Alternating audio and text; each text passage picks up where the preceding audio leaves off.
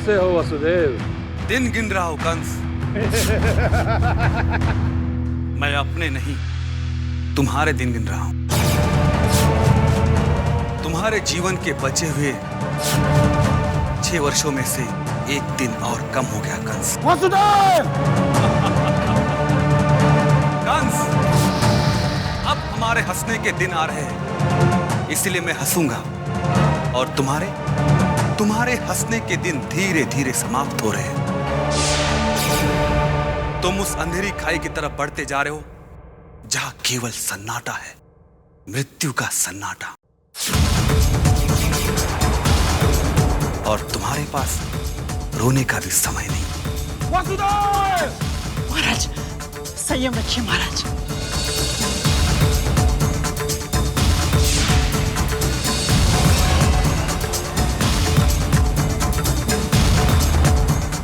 मृत्यु का साक्षात्कार भय को जन्म देता है कंस, और मुझे तुम्हारी आंखों में भय दिखाई दे रहा है।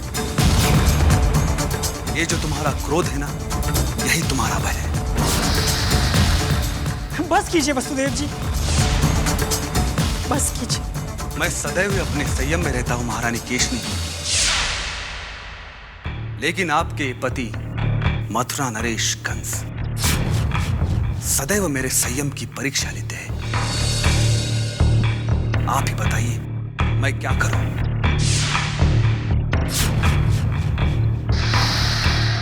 मथुरा नरेश कंस, मैं तुमसे पूछता हूं, मुझे यहां क्यों लाया गया है? तुम्हें पत्र लिखना है। पत्र? किसे? नंदराय को। नंदराय जी को? पर नंदराय जी को क्यों महाराज? मथुरा में हम एक उत्सव आयोजित कर रहे हैं। उत्सव? किंतु ये बात मुझे क्यों नहीं मालूम महाराज? उस उत्सव के लिए हम नंदराय को सहकुटुंब सह परिवार आमंत्रित करना चाहते हैं।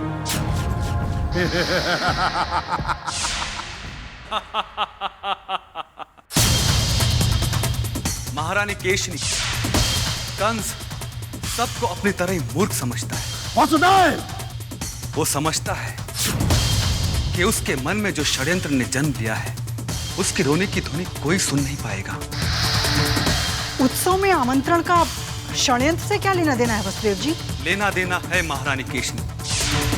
नंदराय को गोकुल से मथुरा बुलाना, यह इस षड्यंत्र का पहला चरण है। बुलावा मिलते ही नंदराय यशोदा और कृष्ण को लेकर जब मथुरा पहुंचेंगे, तब द्वार पर खड़ा उन्मत्त हाथी उन तीनों को अपने पैरों तले कुचलकर मार देगा। ये उस षड्यंत्र का अंतिम चरण होगा महारानी केशनी।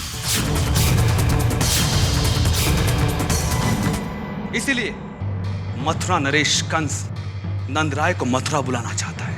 महाराज, क्या ये सत्य है? वसुदेव, पत्र लिखो।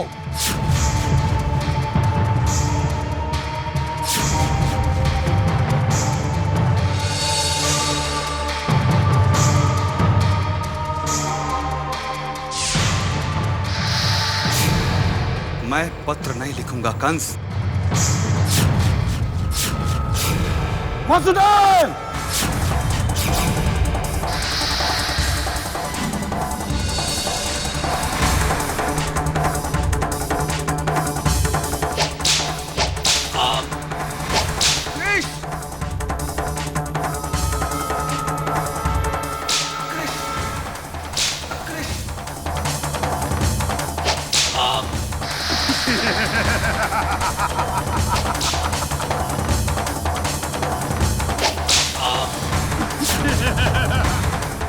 मैं पत्र नहीं लिखूंगा कंस। मैं तुम्हारा ये षड्यंत्र कभी सफल होने दूंगा। जब तक ये पत्र नहीं लिखता, इस पर यूं ही कोड़े बरसाते रहो। मैं पत्र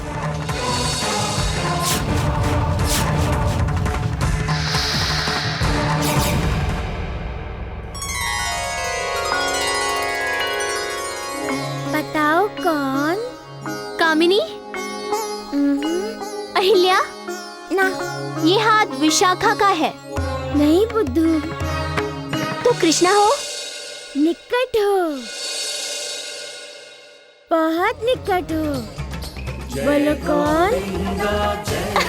कृष्णा।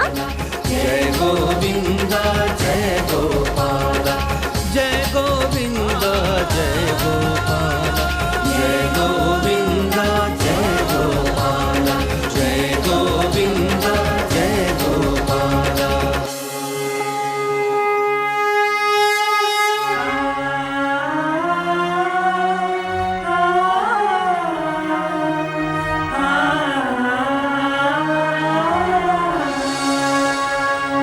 गौतमी,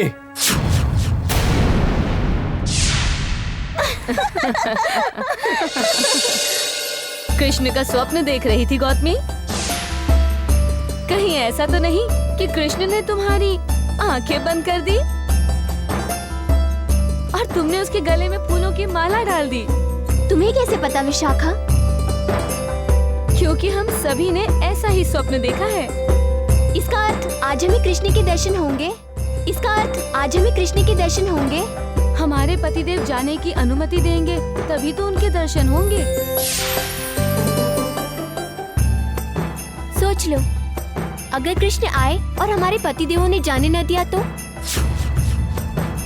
गौतमी, घी लेकर आओ।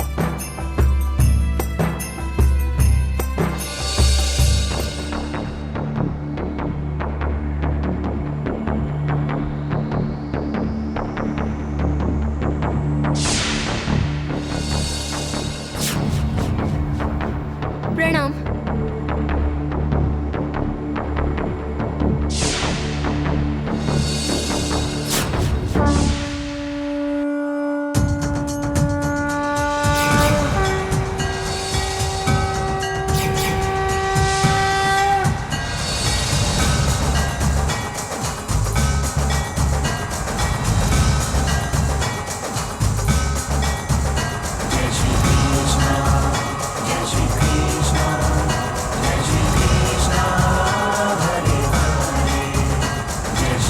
हम धन्य हुए प्रभु, आपने हम पर अनुग्रह किया।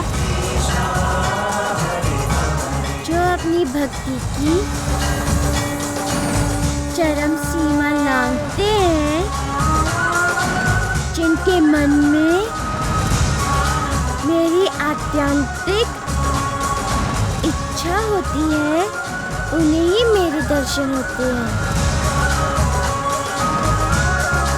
आप सदा हमारे मन में निवास करना प्रभु। मैं भक्ति में निवास करता हूँ। समझ में नहीं आ रहा है कि हम आपको क्या अर्पण करें प्रभु। मुझे एक पत्ता, एक फूल, एक फल, एक बूंद पानी, भक्ति रस में डूबा एक प्यारा भरा संबोधन भी अपने भक्त का बना देता है और मैं भक्त का ही हो जाता हूँ। जय गोविंद जय गोपाल।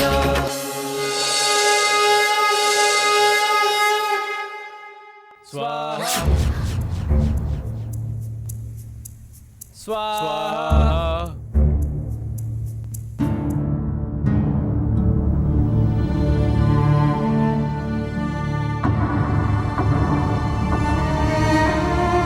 वैद्यनाथ जी, हाँ? मैंने ही राजवैद्य को तुम्हारे पास भेजा है वसुदेव।